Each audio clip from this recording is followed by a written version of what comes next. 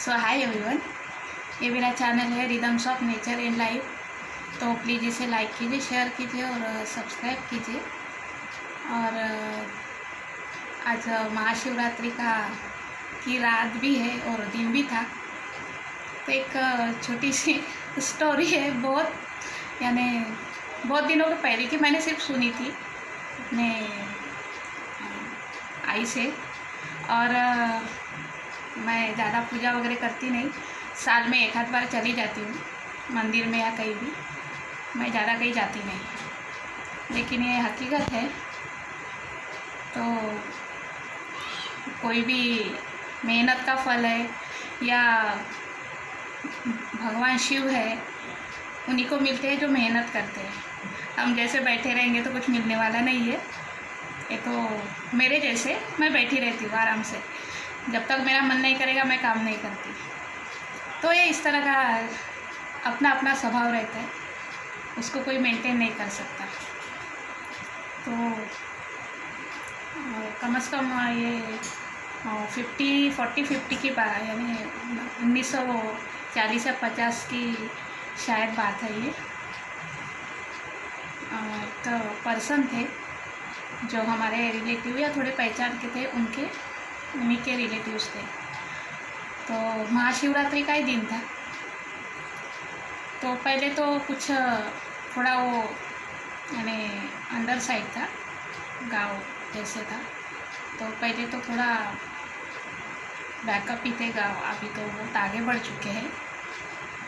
तो वो जो पर्सन थे वो इतने सिंपल स्वभाव के थे, यानी जो छल कपट कहते हैं उनसे बहुत कोसों दूर थे। किसी को कोई कुछ बोलना नहीं, सिर्फ अपना काम करना।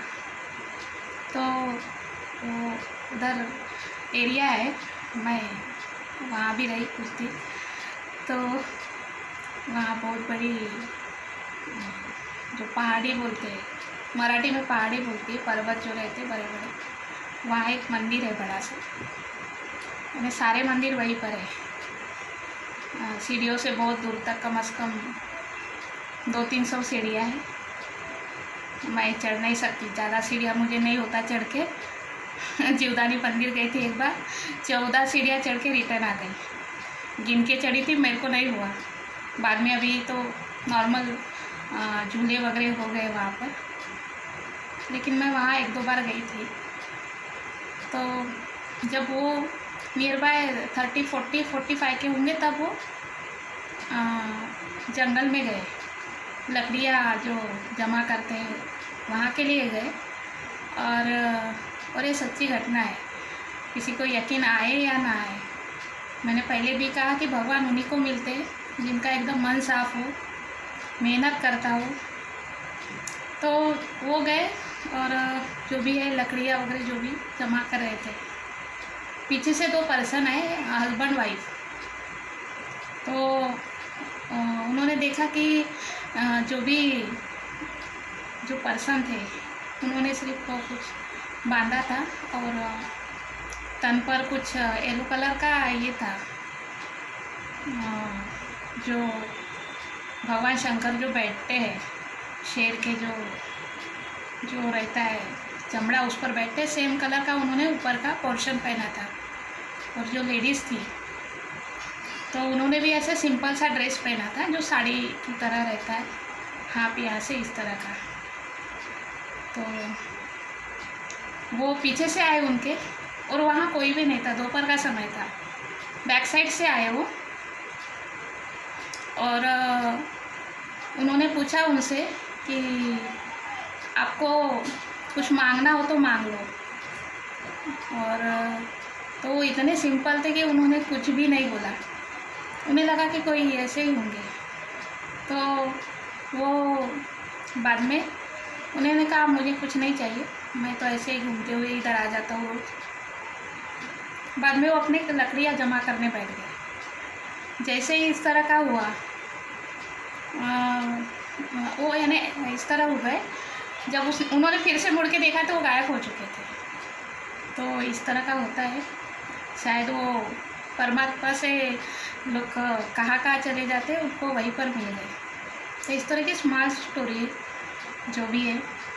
किसी को शायद यकीन ना आए, लेकिन ये बहुत ही हकीकत है ये। तो उन्होंने शायद जब भी वो गए होंगे तो सीधे भगवान के पास ही गए होंगे, बीच का कोई रास्ता नहीं मिला होगा। तो थोड़े इस तरह का हो जाता है कभी कभी ज़िंदगी में, हमारे सामने भगवान प्रकट हो जाते हैं, लेकिन हमारी गलतियों से वो पीछे जैसे होते हैं वो निकल जाते हैं। तो ये इस तरह का हो जाता है। एक बार ऐसे हुआ उन्हीं के साथ, जो बेल का ये रहता है वृक्ष, जो भी बोलते पेड़, बेल वहाँ बड़े आते हैं उसके नीचे वो गर्मी के दिन में शायद सो गए, तो इतना बड़ा बेल जितना भी रहता है वो उन्हीं के मुँह पे गिरा, और वो इतना चिल्लाए थे कि पूरा गांव जमा हो गया था उनको देखने के लिए, क्या हो गया क्या, उनको लगा कि भूत आ गया।